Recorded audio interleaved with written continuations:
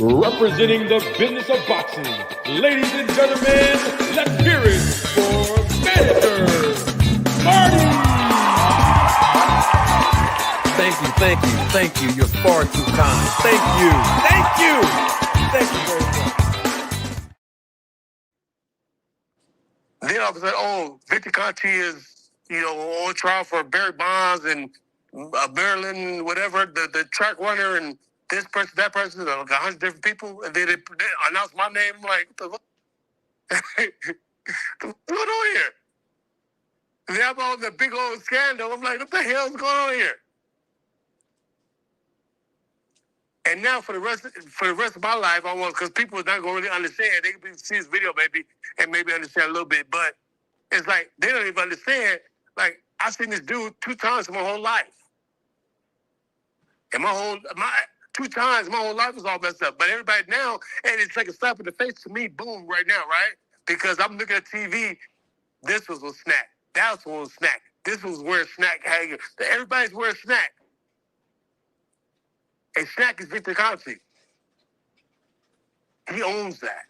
That's his company. And you're telling me I'm a steroid guy.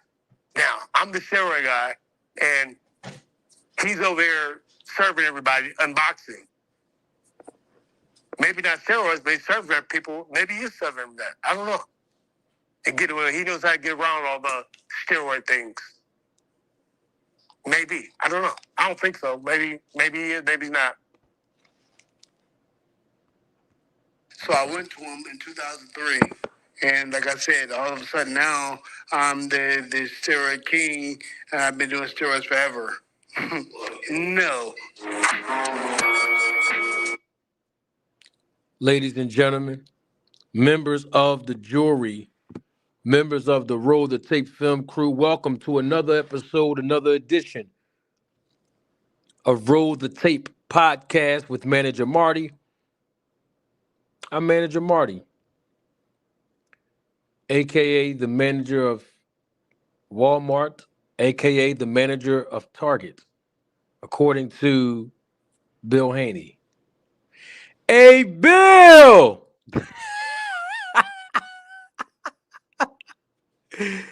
Oh, man.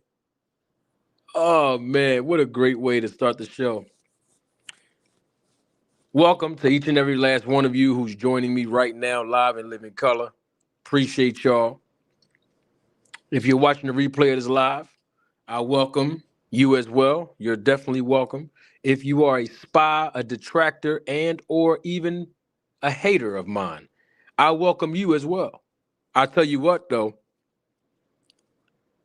when it comes to the business of boxing, when it comes to independent thinking regarding the sport of boxing, when it comes to giving thought-provoking concepts, thought-provoking perspectives, you ain't gonna find it nowhere else. That's why I'm glad you're here. Hey, Bill! We got to get those words printed on a t-shirt for merchandise purposes. Remember, I did A Bill, I did A Sean for Sean Porter. A Bud for Terrence Crawford. Yeah, we're gonna put a couple of names on some merchandise, man. Don't worry about it. I'm working on that. I'm gonna start the show off right real quick. Y'all know the link is pinned to the top of the chat. Anybody can come up here. All perspectives are welcome. Even the perspectives that don't coincide with mine. Even if you don't agree with me. Even if you don't like me. That's not the point. All perspectives are welcome here on this platform. Since we're talking about Bill Haney, real quick, I just want to ask a question about something. How come people set a different standard when it comes to Manager Marty? I mean, people ask me all the time, right? Especially when I first started on YouTube with the channel And when I was saying things that were unfavorable towards their favorite professional boxers, that would be their comeback. That would be their retort. That would be their counter. Who do you manage? Who do you manage? Who do you manage, right?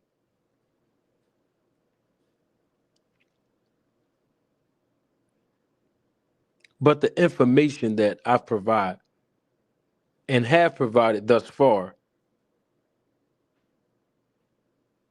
is credible, thought provoking, true, and teachable. And everybody who have come on this platform, whether in the live chat, whether it be on my panel, whether just being an audience member, anybody and everyone that have been exposed to my content through shorts, through the published videos, through live videos and the live broadcasts, such as today, everyone has learned at least one thing about the sport and the business of boxing that they did not know prior to consuming my content. That's a known fact. And that's including content creators. It's a known fact. But people always try to undermine my experiences and my knowledge of the business of boxing by asking me, like, who do you manage, right? But when you look at other managers, such as Bill Haney, such as Floyd Schofield Sr., such as Adrian Clark and Jolene, right? Those two are the managers of Brian Norman Jr. The list goes on and on and on with other managers who conduct interviews, who are more notable with their name recognition, right? You look at the decisions that they've made on behalf of their clients, right? And you might say to yourself, you know what? They made right decisions to put their clients, the professional boxers, in position to maximize their earning potential, right? But I can assure you, the names that I did mention, and even some other managers whose names I did not mention, right? As a manager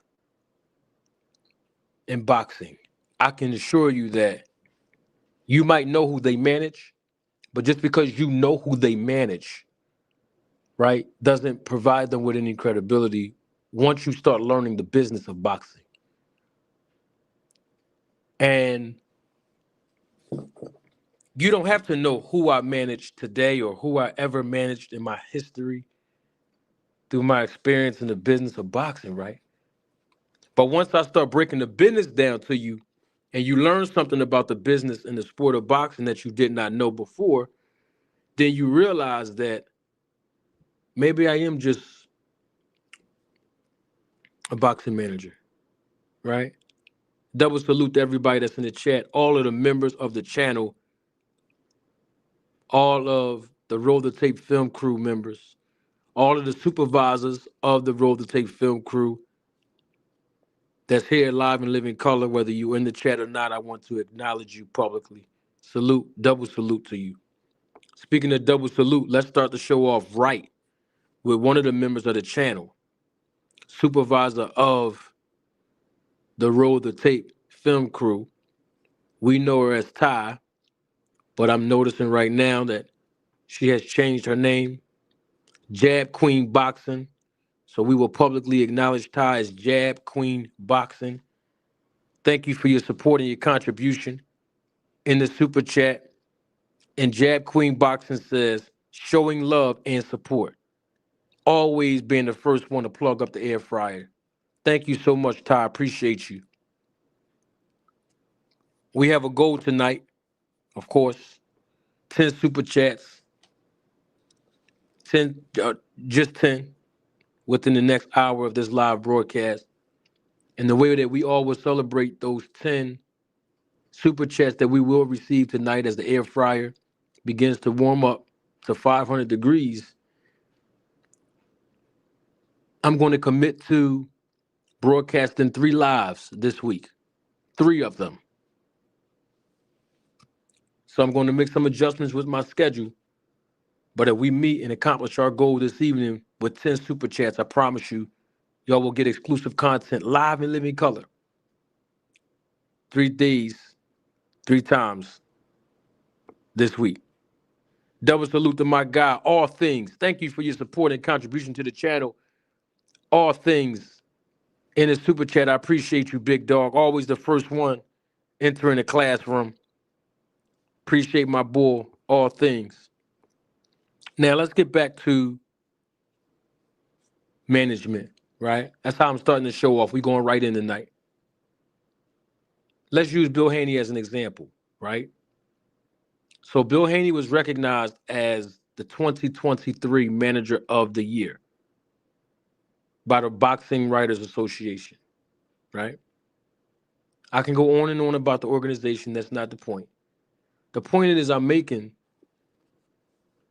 that Bill Haney was recognized as the 2023, Boxing Manager of the Year,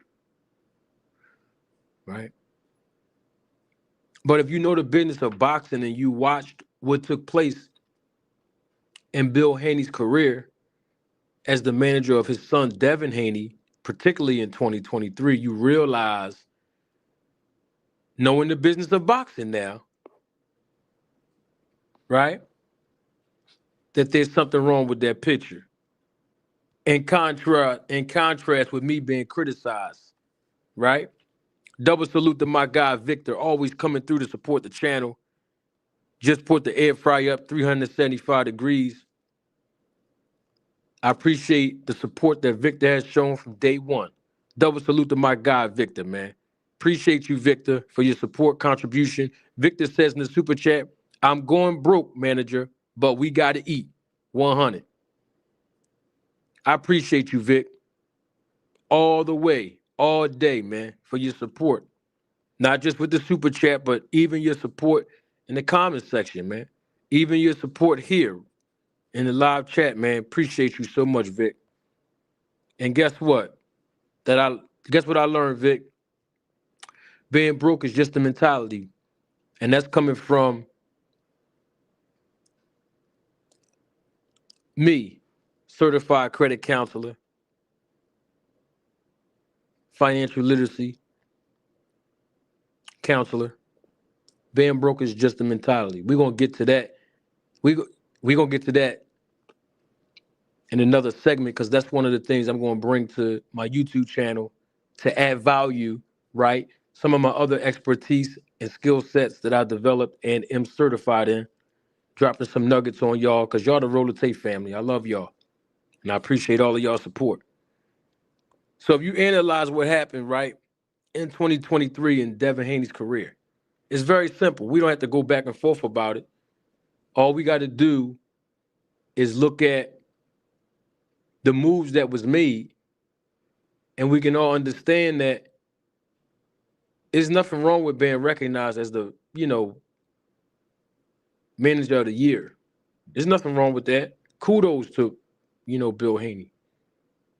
But when you look at what happened in 2023, I mean, I haven't seen anything yet from the perspective of the business of boxing that made me say, wow, that was a stunning move from Bill Haney. You see what I'm saying? Like, for example, there were 2 fights that was signed, sealed, and delivered for Devin Haney in 2023. Lomachenko fight and the Regis Prograis fight, right? Now, we know the Lomachenko fight happened because that was the final fight that Devin Haney fought under the contractual obligation from the 3-fight deal that he signed with Top Rank and Bob Arum.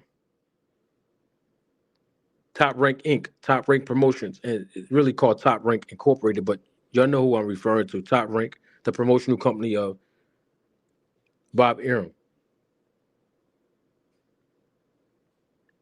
So he signed a guaranteed contract to receive a guaranteed purse for that fight.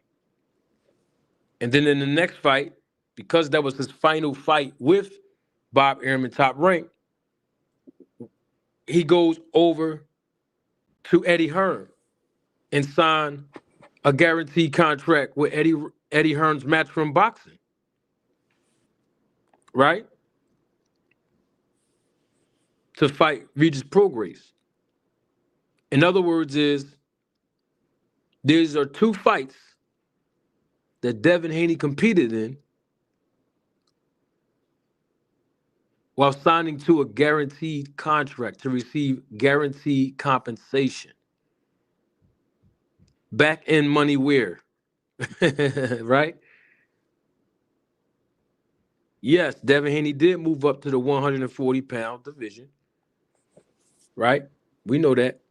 Junior welterweight division, 140 pounds, to secure that title as he won against Regis. Cool. But after fighting Lomachenko, a good manager would have secured the deal to fight Tank Davis. Since, Bill Haney was making some comments about Tank Davis's mother, going back and forth on social media, insulting Tank Davis, claiming that him and his son always wanted to fight Tank Davis. But they moved away from fighting Tank Davis at 135 pounds after securing and unifying the titles at 135. So that's all I'm saying. You see what I'm saying? So, okay, legacy. People might say, well, Devin Haney moved up to 140 pounds for legacy purposes. That's cool. There's nothing wrong with that. Here's the issue I have with that. Regis Prograis was not a threat for Devin Haney. Well, we know that Regis Prograis older and smaller in weight. Isn't that the Haney's business model? I'm just asking the question because a lot of people criticize me for being a legitimate professional licensed boxing manager, giving y'all information and education and a little bit of entertainment, of course. But yet when the other managers make certain moves that are unfavorable to their own client, they get praised for it and awarded for it and receive a lot of press through being invited to come on so many different platforms in the boxing community. I mean, in the last 4 or 5 fights, I even watched Devin, 1, 2, 3, and 5 fights, I watched Devin Haney. I think 4 out of his last 6, I watched Devin Haney at the weigh-in myself, and I read his words when he was talking. I read his lips while he was talking. He said to all of those fighters, "You're too small. You're too small for me." He let them know at the weigh-in, "You're too small." During the face-to-face. And so that's the Haney's business model. I mean, don't get mad at me. These are all facts. You know what I'm saying? The business model for Devin Haney is very simple. Fight older guys who are smaller in weight. And when I say older, I mean on the precipice of age 30 and above. Right? And guess what? Somebody can say, well, what about Jose Ramirez? Well, Jose Ramirez is 32 years of age. Right? And the last time I checked, Jose Ramirez weighed in at 139 and a half pounds in his last fight in November of 2024. So even Devin Haney's fight that he have coming up on May the 2nd will be against an older naturally smaller fighter. The reason why Ryan Garcia was a tough fight for Devin, there's several reasons why. Number one, this was the first fight, and I'm the first one, trust me on this. I was the first one to speak on this and say what I'm about to say literally the day after the fight between Ryan Garcia and Devin. I'm going to say it again right now.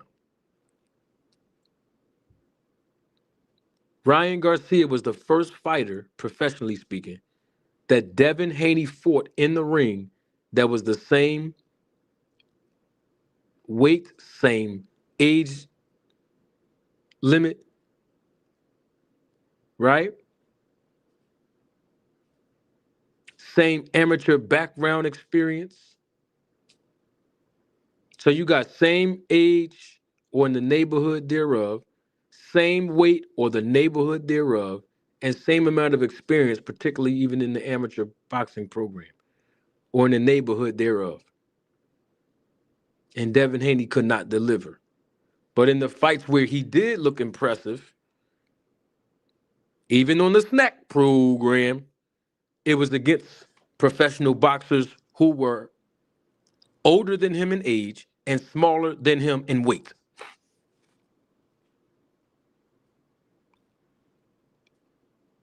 And sure enough, Bill Haney gets the credit for it. When all that manager Bill Haney did was get his son signed to guaranteed contracts to receive a guaranteed purse from two different promoters in the year of 2023. In fact, what I'm basically getting at is it's very simple and easy to do as a manager. Get a fighter signed to a promoter, guarantee their purses, and collect a percentage. It's very simple. People say to me all the time, well, Bill Haney's promoting Devin when he's doing interviews. Okay, so tell me something that Bill Haney has done. Even with all of the opportunities that he received to go on platform after platform after platform and speak publicly.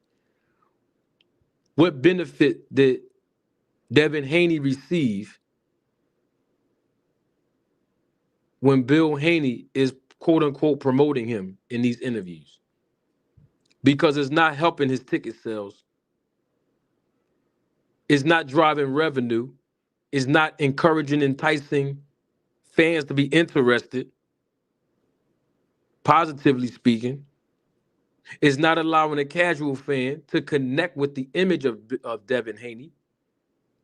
So what positive benefits is Devin Haney receiving? Because the last time I checked,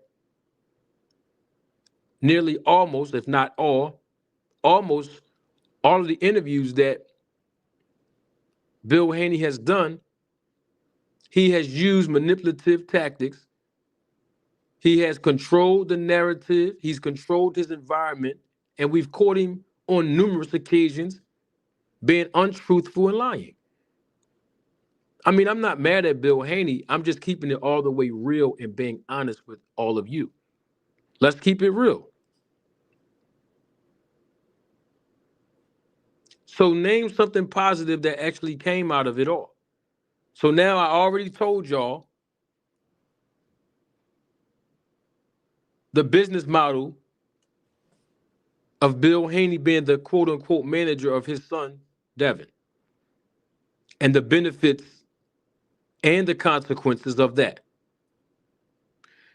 I'm telling y'all now about him being the quote unquote promoter or the executive or president of DHP Promotions. That his public persona doesn't render any positive benefits for the client, the professional boxer Devin Haney. I'll go a step farther. Since Bill Haney takes credit as the president and executive of DHP, what fights? Let's just go by the past year from the last time Devin fought. You know, he fought Ryan Garcia, right? April 20th, 2024. Right or wrong? And what's today? April 20th, 2025.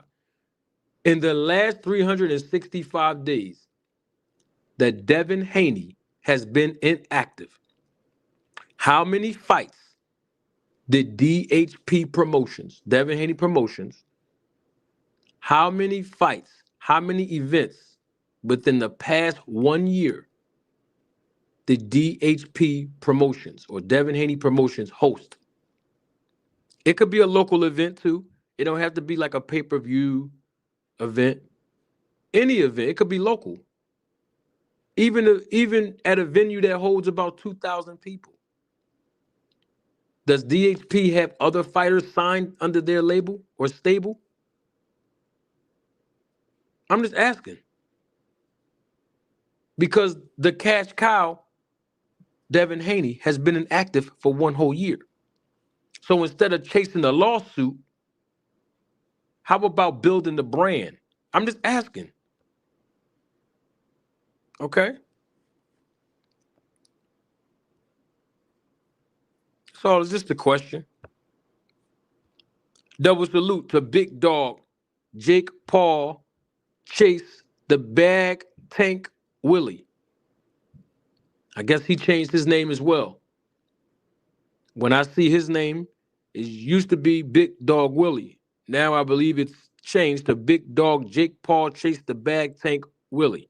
Thank you for your contribution and your support to the channel, Big Dog. Big Dog says, Hair Grease and Jake Paul is Tank Maniac's kryptonite. And Big Dog landed another super chat, so thank you again for your support and contribution, Big Dog. Big Dog says this, B Haney is the most honest person on earth. Facts.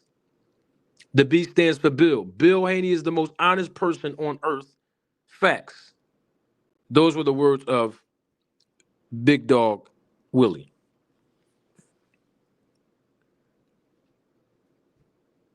I haven't heard Bill Haney speak for more than 3 hours and tell the truth for the whole entire 3 hours.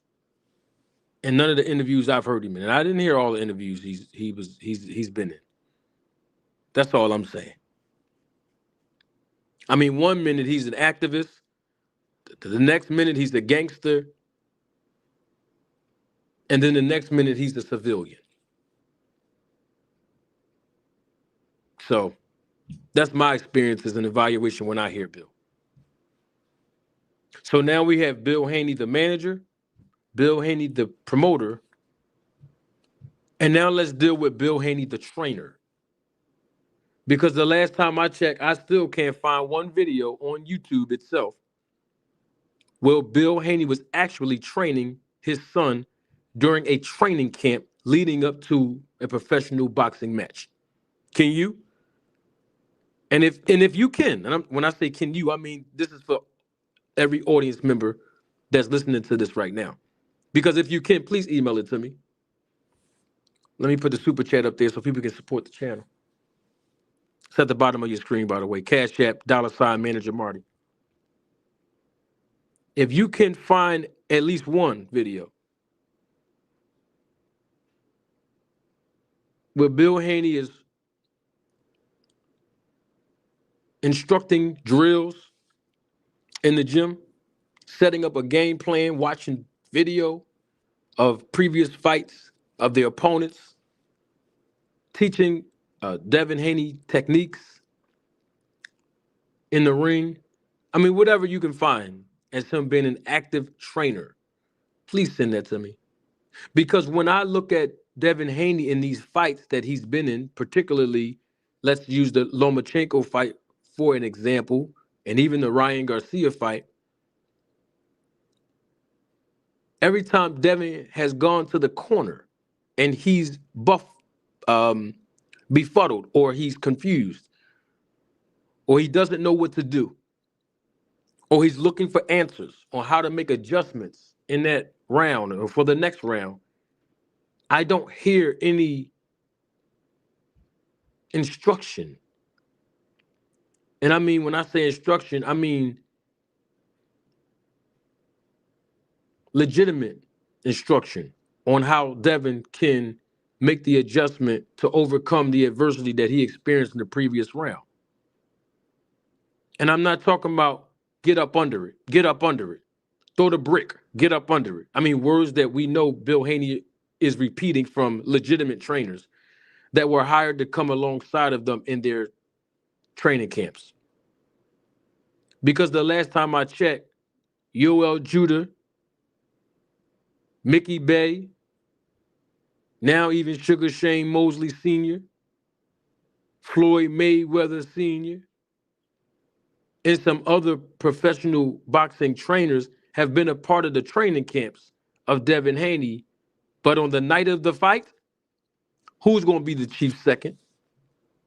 Who's going to be the lead trainer in the ring giving the instructions? Devin's dad, Bill Haney. You see that?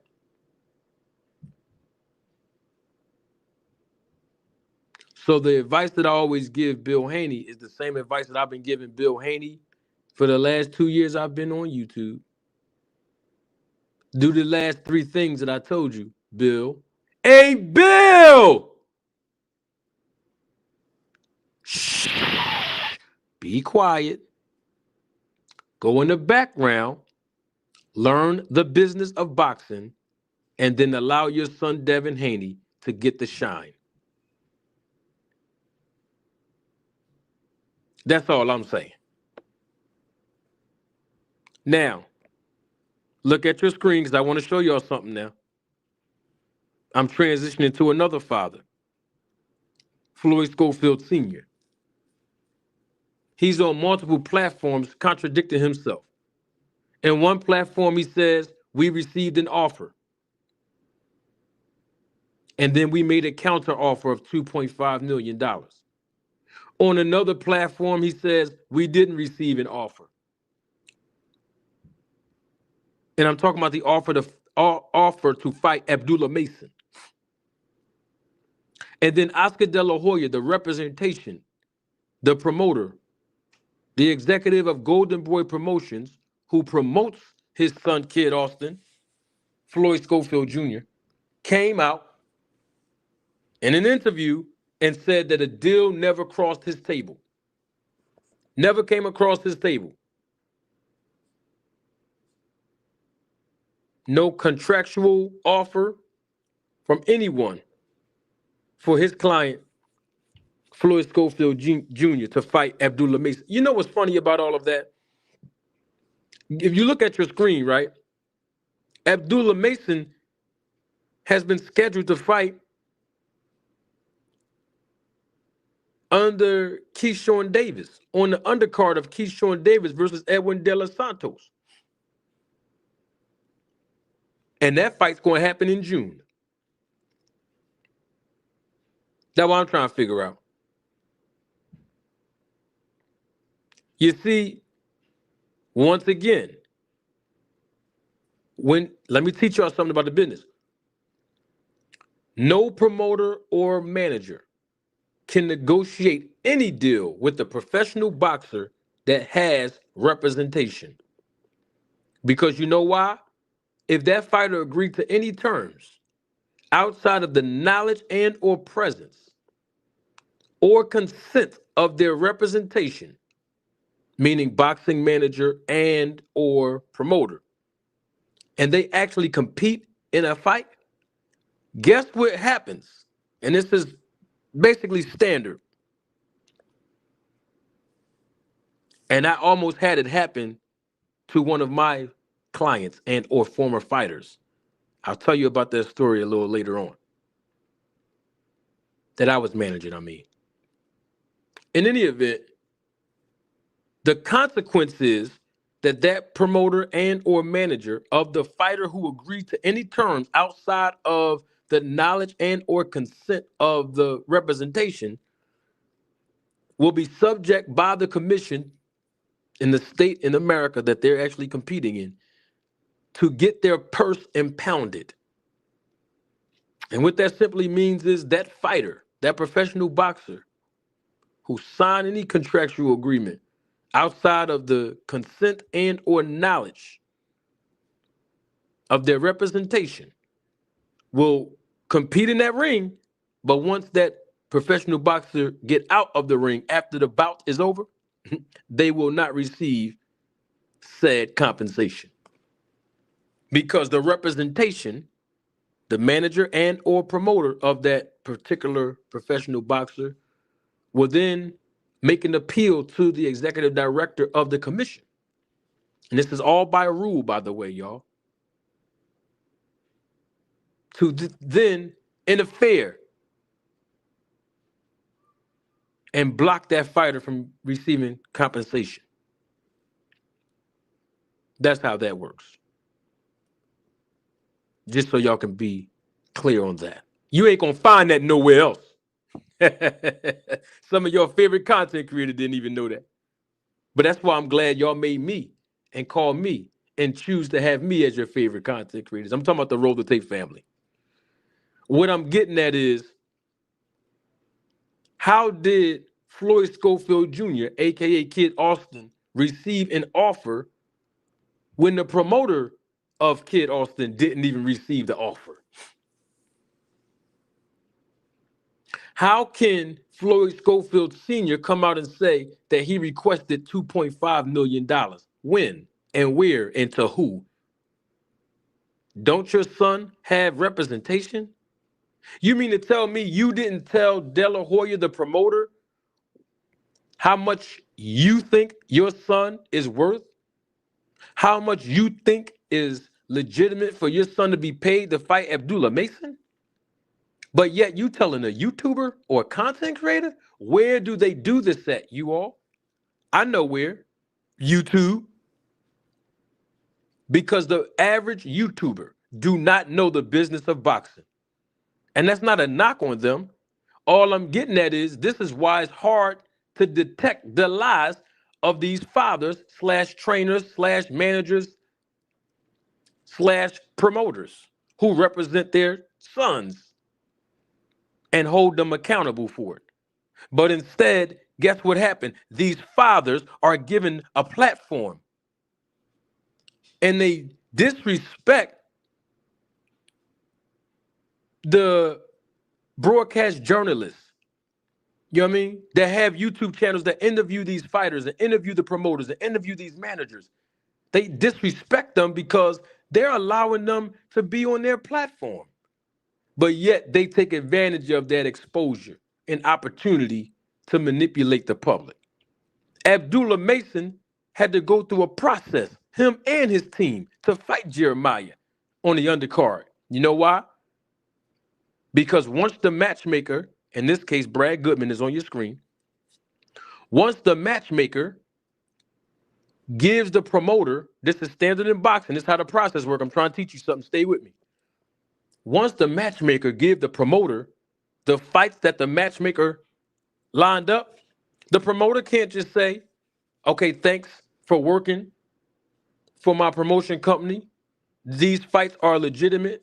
Let's place them on BoxRec. That's not what happened. What happens is the promoters still have to go before the commission. And the commission have to approve these bouts. And once the commission of the state, I'm talking about in America now, I'll give you how it works in the UK later on, but right now we're talking about the country of America, the United States of America, for the scope of my illustration. Once the commission approved the bout, then the commission has to disseminate that information to ABC, and that's when ABC disseminated to third party, which is BoxRec. So there's a process to get bouts approved. So while Floyd Schofield Sr. talking all this 2.5 million, a week or two ago, the fight was approved for Abdullah Mason to fight Jeremiah on the undercard of Keyshawn Davis and De Los Santos in June.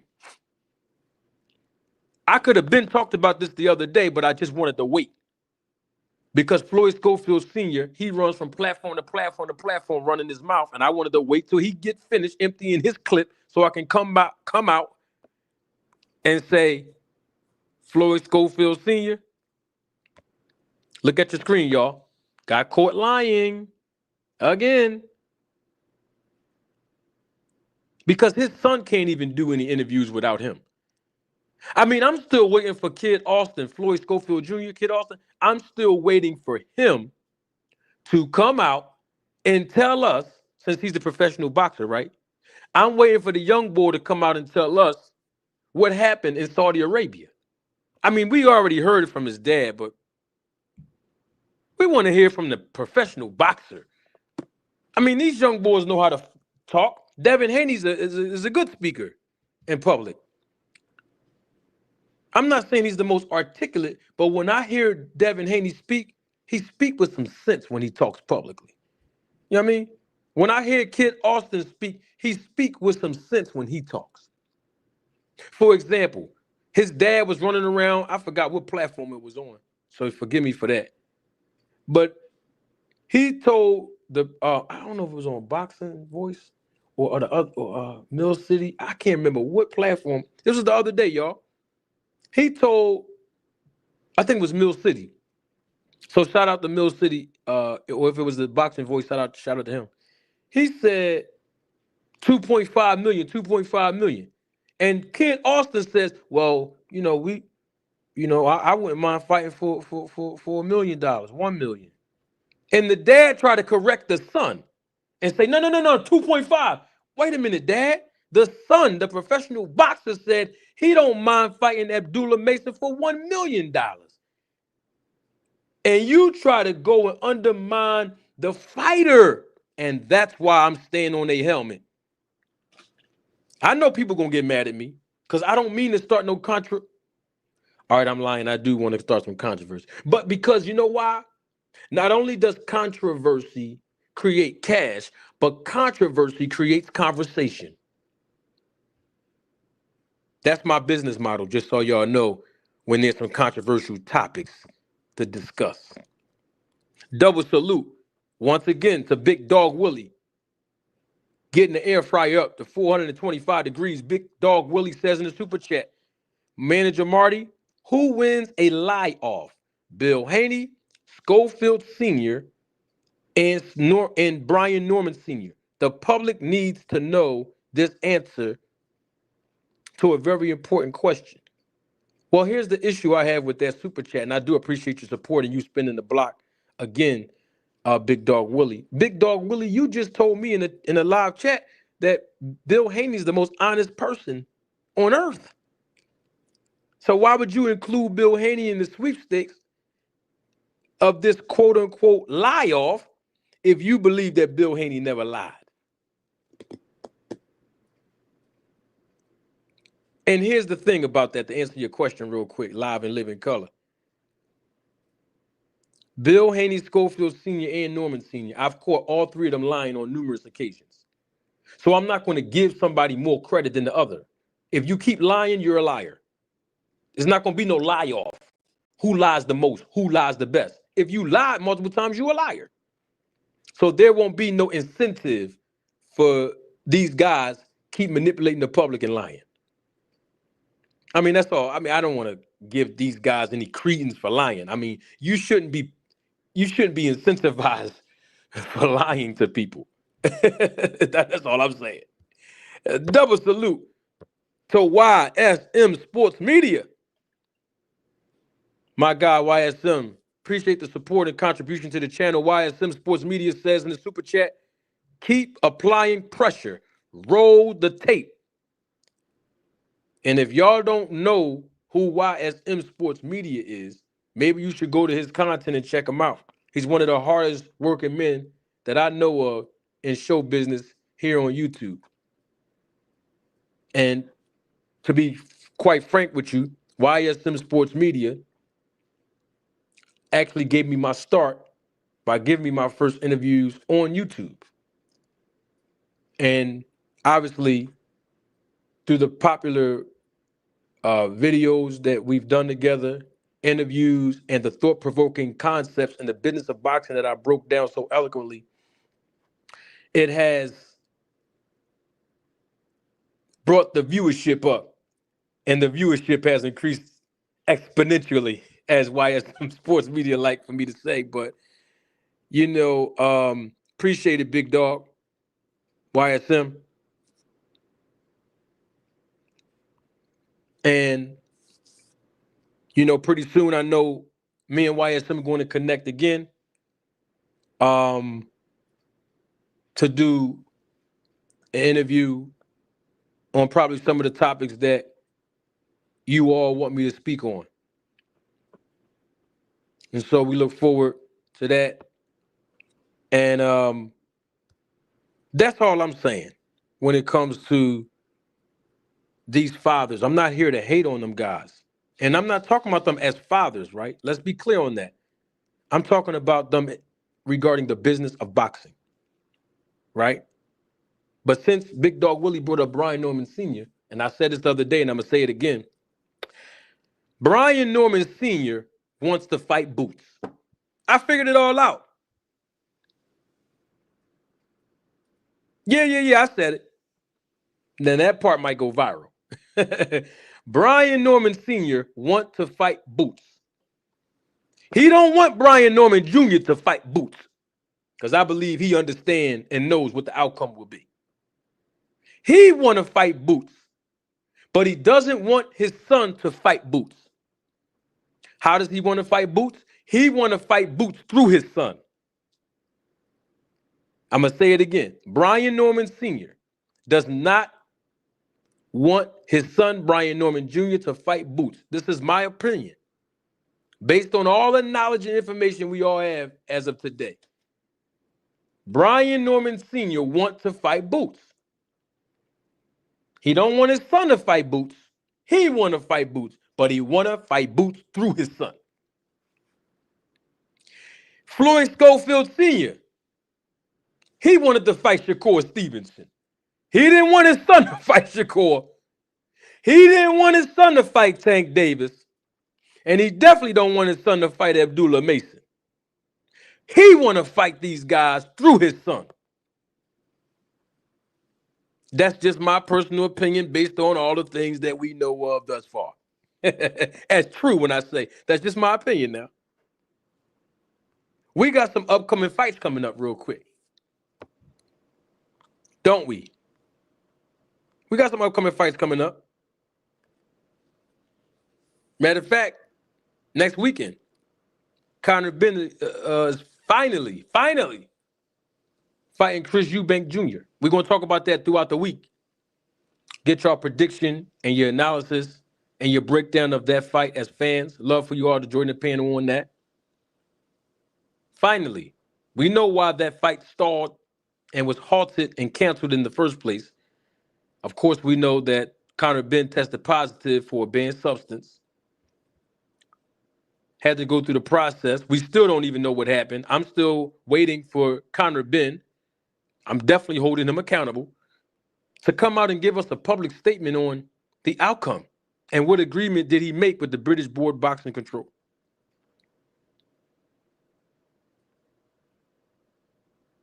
Or they call it the BBBOC, British Boxing Board of Control. I always call it the other one, but I have my own reasons for that. But yeah, we waiting because they made an agreement. There was an agreement between the British Boxing Board of Control and Benn. And those are from the words directly of the promoter of Conor Benn, Eddie Hearn. Right? Okay. But the agreement was to make whatever was said and agreed upon in that meeting to be confidential. So they can't make any public statements on it. I want to know why. What actually happened? That's what I want to know. We're going to talk more about that fight. And then, of course, within 2 more weekends, on a Friday, 2 days, well, actually a day before, let me correct myself, a day before Canelo Alvarez is going to fight Skull on the 3rd, Cinco de Mayo weekend, Ryan Garcia is going to fight Rolly Ramirez. Teofimo Lopez going to fight Barboza. Devin Haney will fight Jose Ramirez. I'm not going to go hard on that tonight. As far as predictions, analysis, and breakdowns, we're going to wait till next week to get your take on it as an audience. I've opened the panel up for that as well. I'm going to keep hinting at it.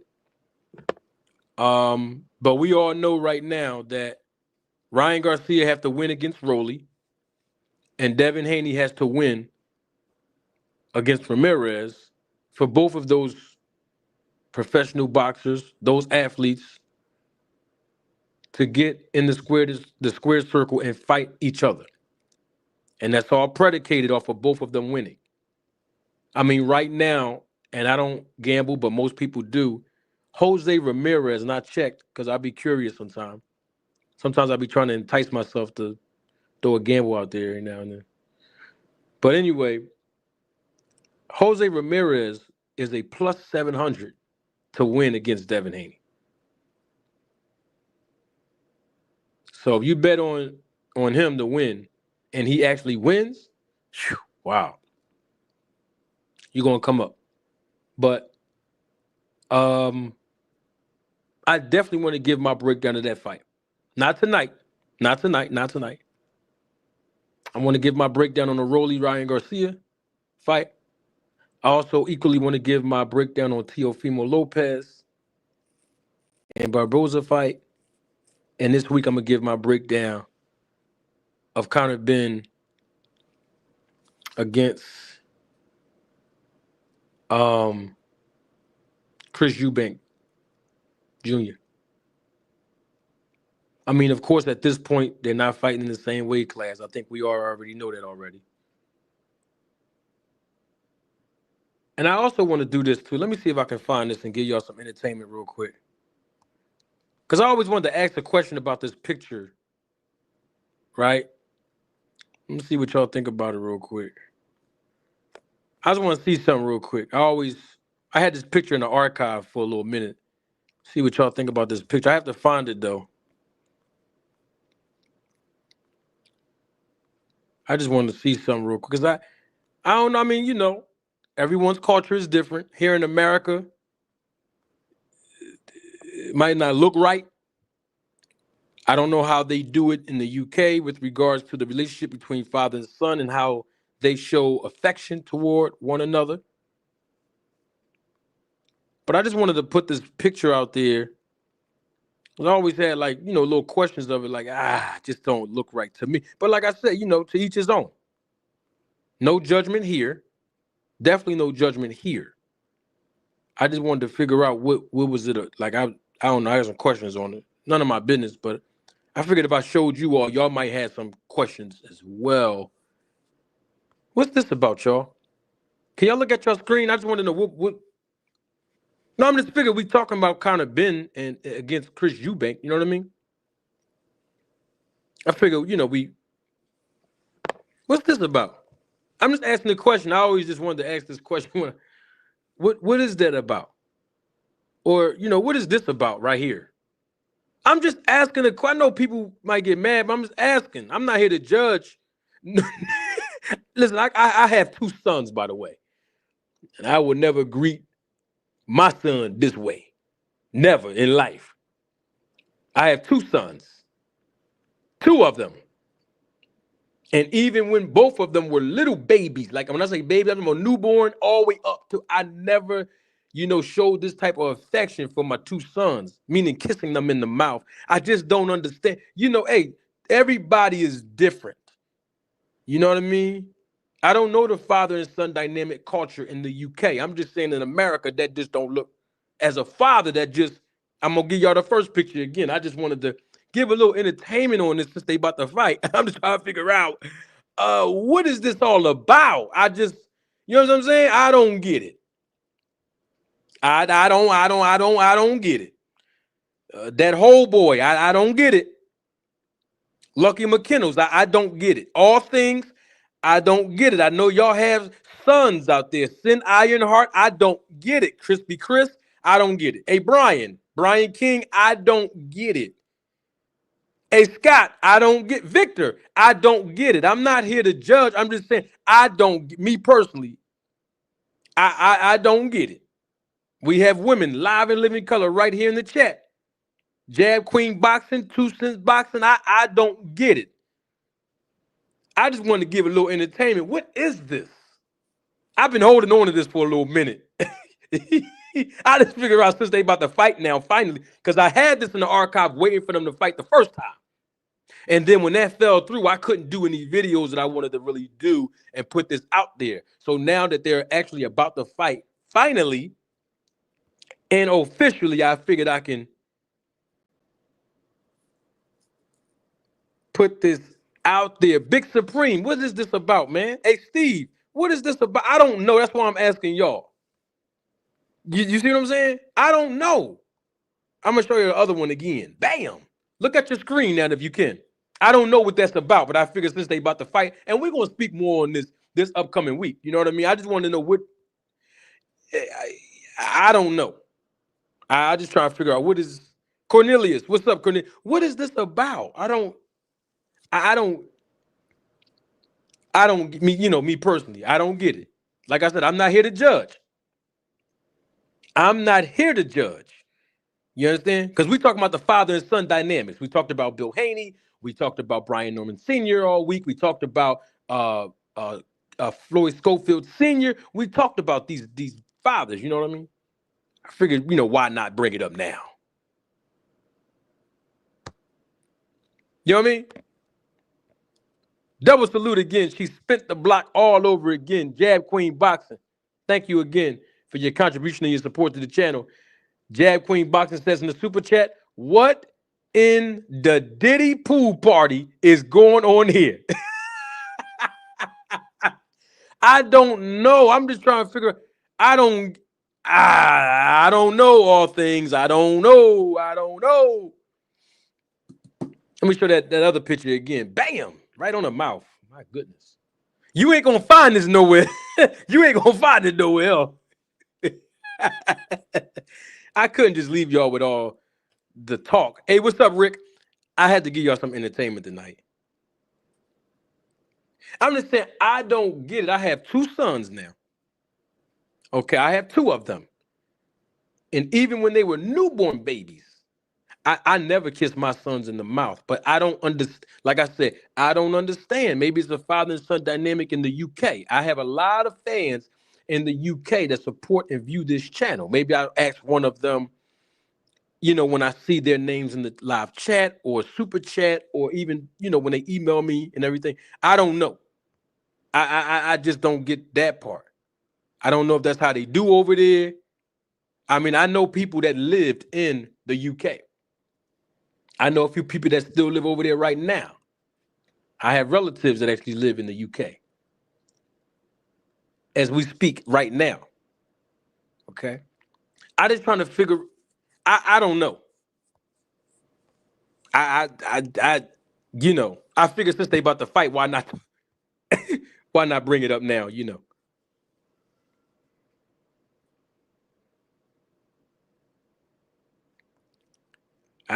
Man, that just, woo. I mean, I started to bring these pictures out before. I mean, I didn't take these pictures, as you know. I was trying to bring it out the first time they was about to fight. But, I figured, since that fight got canceled, because Benn, he claimed he ate some eggs over there. And that was a contributing factor of him testing positive for a banned substance, even though the British Boxing Board of Control have not made a public statement, nor has he, since the ruling came down that he is able to be reissued a license over in the UK to compete, which is why this fight is finally happening now. Speaking of egg, we know that Chris Eubank Jr. smashed an entire egg in Conor Benn's face when he slapped him with the egg. Yeah, I'm just trying to figure out what this was about. This picture right here, that's, and the next picture right here, I just was trying to figure out what.